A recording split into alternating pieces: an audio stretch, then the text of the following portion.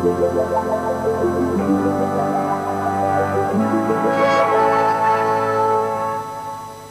morning and welcome to HTV on Tuesday the 18th of August. Well, we've got a film for you a little later on called Convict 99, but first meet a musical family, Harmony at Parsonage Farm.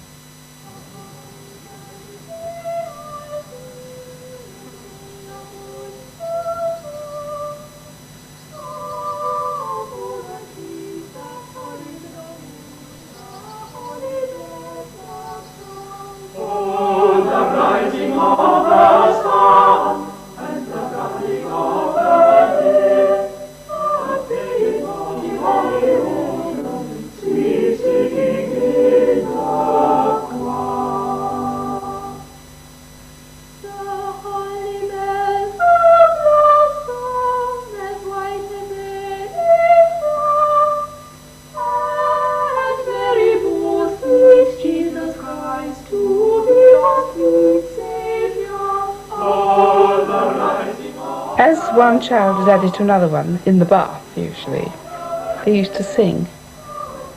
And then we found that they could sing in parts without being taught. They very soon got out of my depth. They've never, singing-wise, they've never really needed very much teaching. It's been natural to them.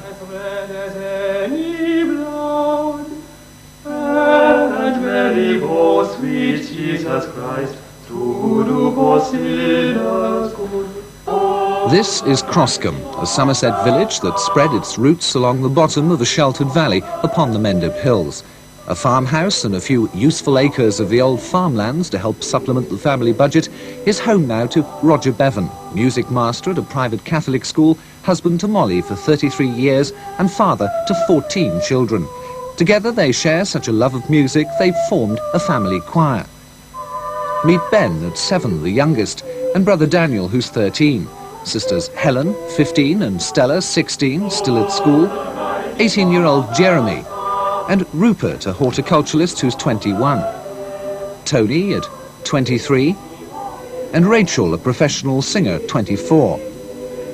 David, an organist, is 25, and John, antiquarian bookseller, the senior brother at 29. The family are rarely all together. Some have their own families too. Here are Mary, who's 27, Cecily, 20, Joseph, 19, and Gwen, 26.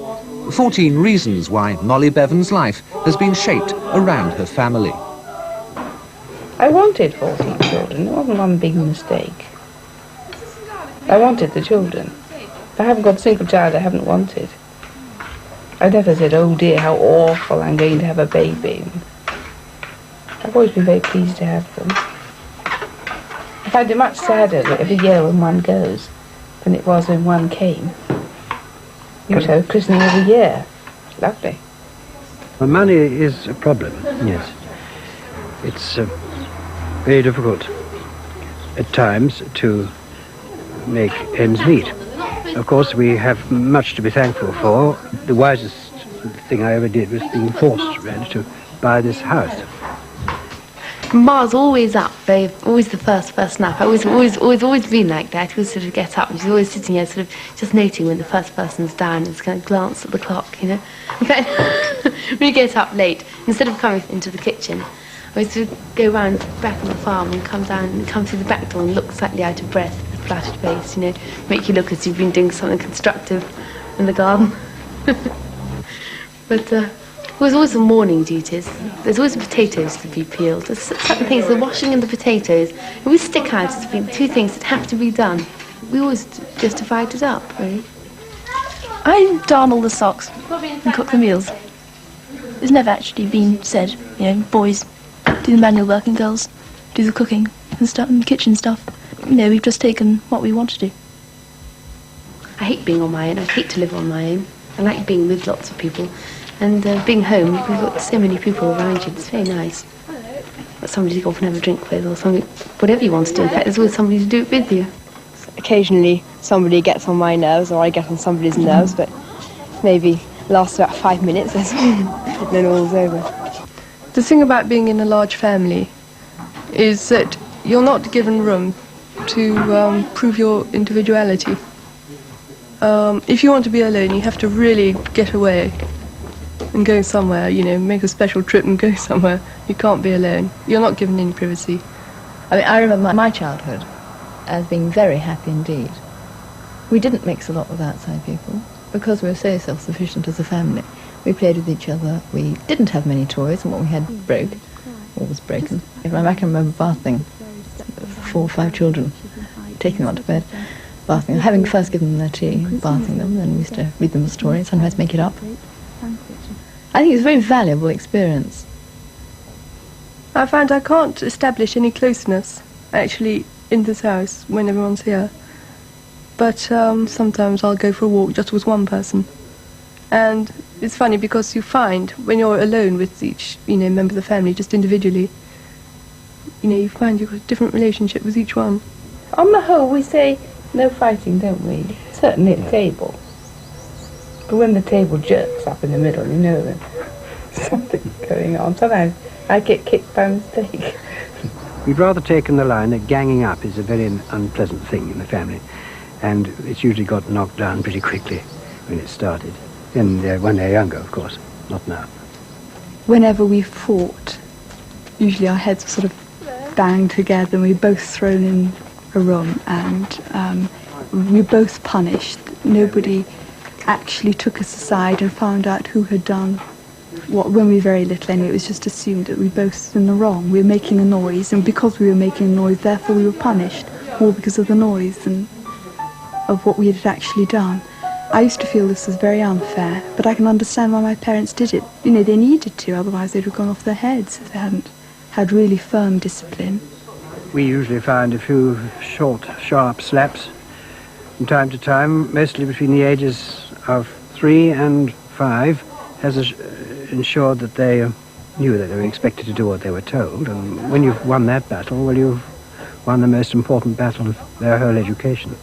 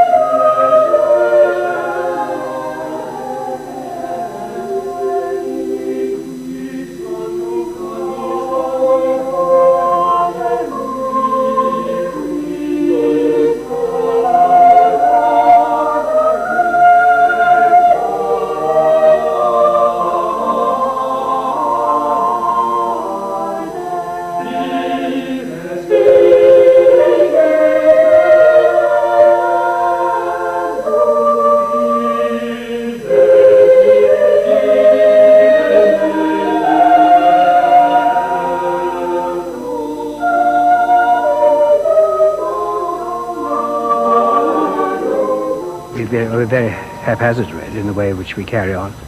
We don't put lists of jobs up for various people to do. There are various areas of the economy which are loosely the responsibility of one person. Jeremy is responsible for staking the fires, but when he does them, it's up to him as long as the fires don't go out. It's very disorderly. There are things everywhere, and no one's compelled to take off their shoes when they come walk in. You can come and walk around the rooms in your muddy boots. Who cares, you know? Someone's going to clean it up, usually me. It's very tiring nagging people all the time. I mean, I have seen children who go in and religiously take off their shoes and walk into the house. But imagine the pile of shoes at our front door. Imagine it, shoe after shoe. Couldn't do that sort of thing. I mean, you might say, well, wipe your feet on the mat. Well, imagine the mat at the end of it. So I think it's best to sort of leave it to them and sort of stagger everything. And I knew my father would never take off his shoes. Well, I shall never regret being privileged to be the eldest of a large family. It's something that I'm conscious of all the time. It's given me a particular slant on life, a sort of perhaps a rather cosy feeling that somewhere about the country there are 13 people who more or less agree with your point of view. I've never met anybody who did want 14 children, quite frankly. And they're all quite happy to have 2. You know, perhaps another 2 later on. But none of them ever said, well, I'm longing to have 14. Have you ever met anybody who wanted 14? Actually wanted them.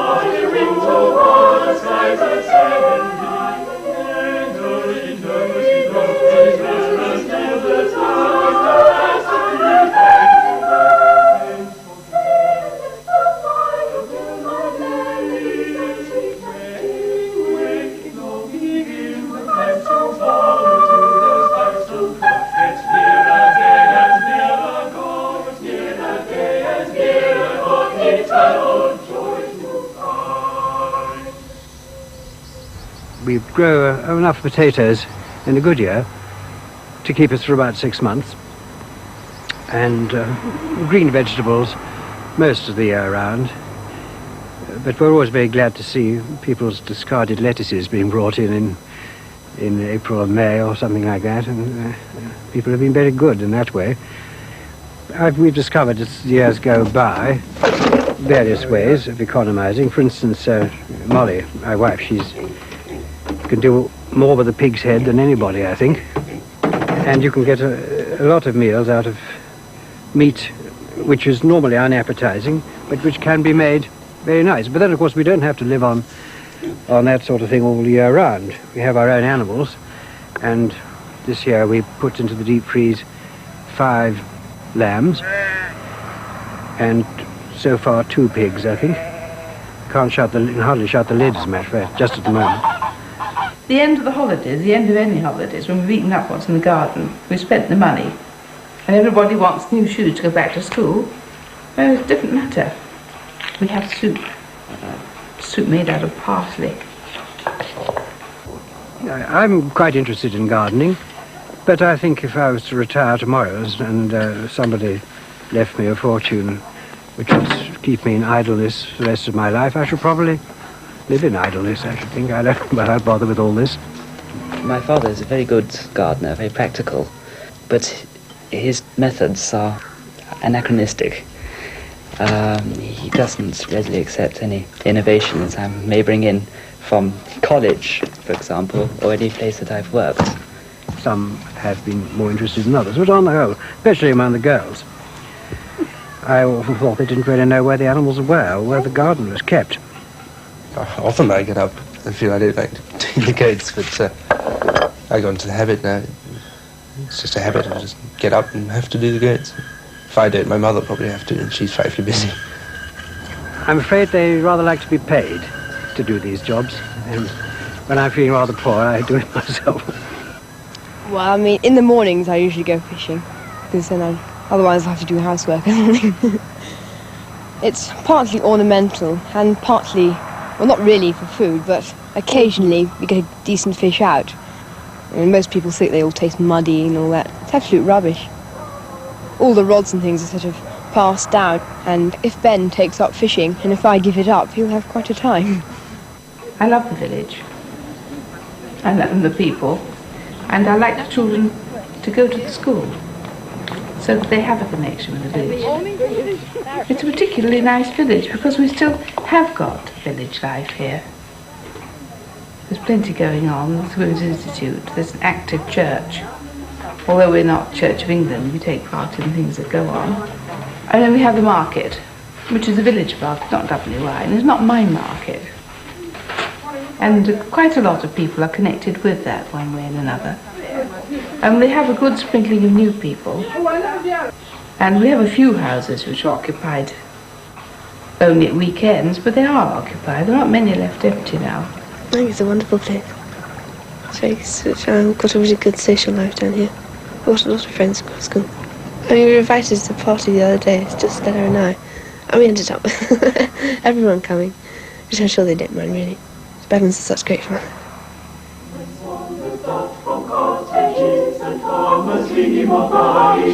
When apples beat amid the heath and bird by set away, we have to fly from day to breathe the buxom country air, to join our hands at formerly, to laugh and talk, to dance and sing amid the human day. To laugh and talk, to dance and sing amid the human day.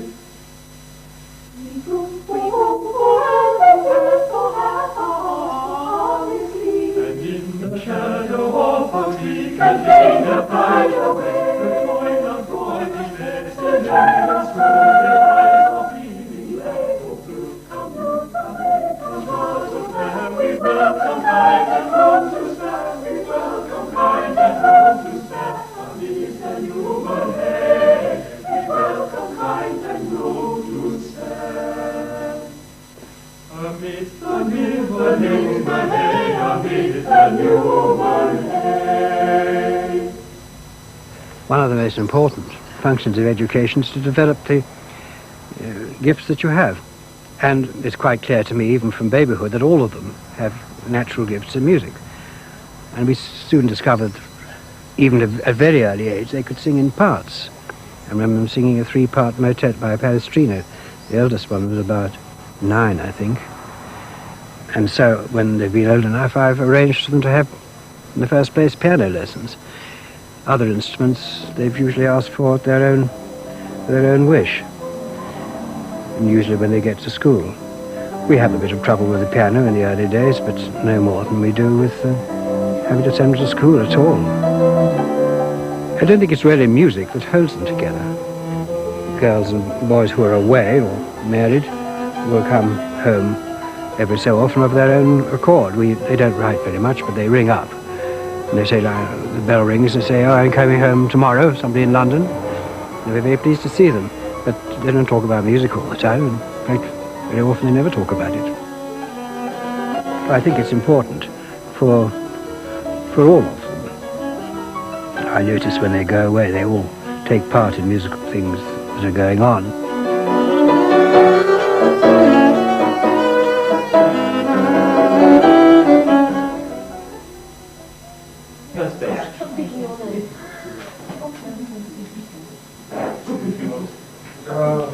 I think the obvious effect of music in the family is a unifying one. One thing everybody does together is to sing round the table. Apart from that, it's a very diverse collection of people. They're all very, very different.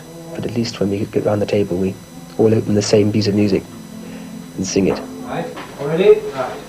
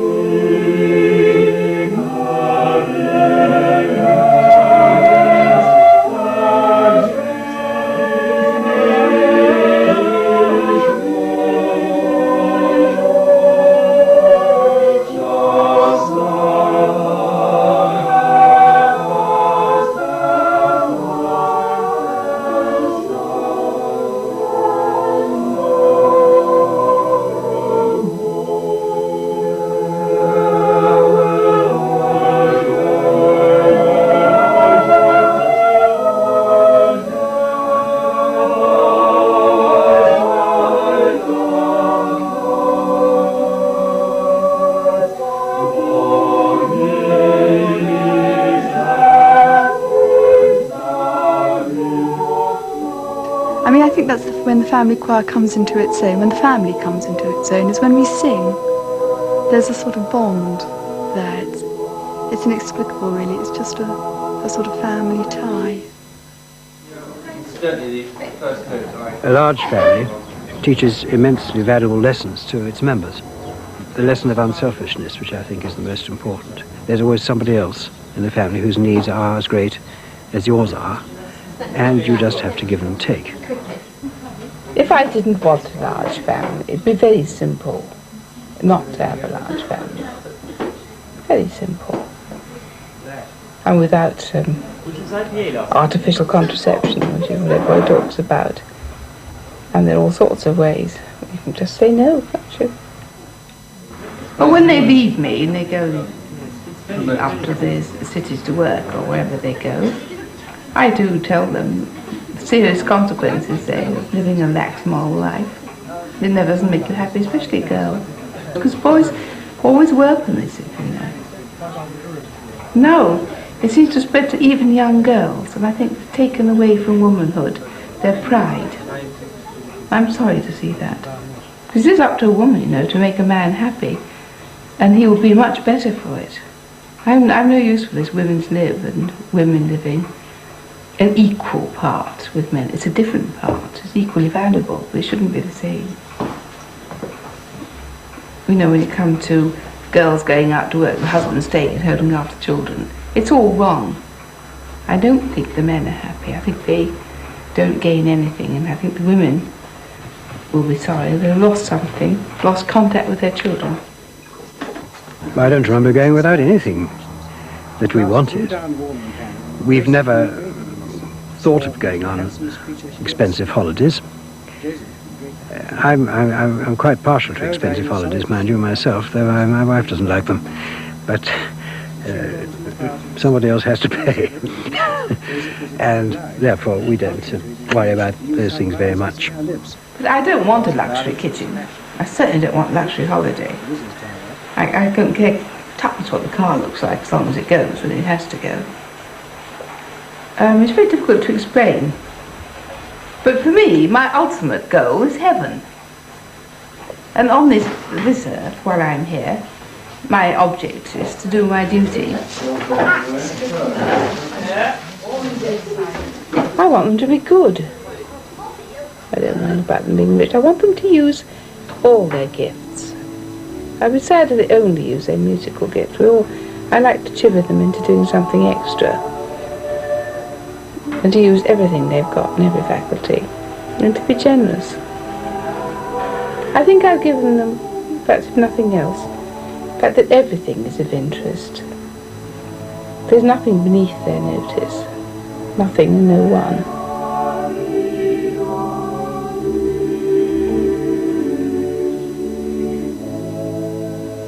We, the family, us children, are the most important things to my parents. I mean, they live for our homecoming, ringing up, talking to them, writing letters. They think about us most of the time, I think. Love to know what we're doing, what we, you know. And we have endless phone conversations. We all ring up all the time. And when we can get together at weekends, it's lovely. And I think you tend to have this very much with large families, where the children are the centre of the family. But I would say that the one thing that, you know, that you can say, what is it in your family that keeps you all together? And I'd say, yes, it was my parents. And their faith in the family.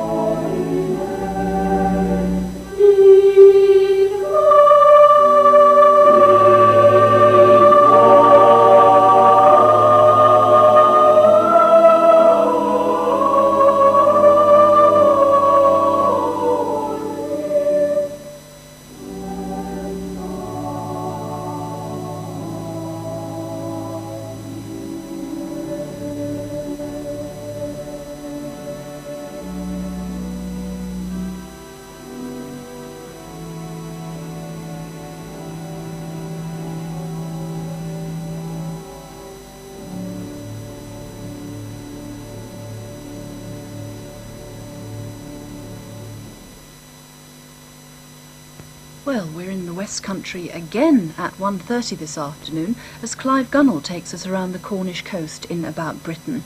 Now, though, it's time for our film for this morning. It's Convict 99, A Case of Mistaken Identity.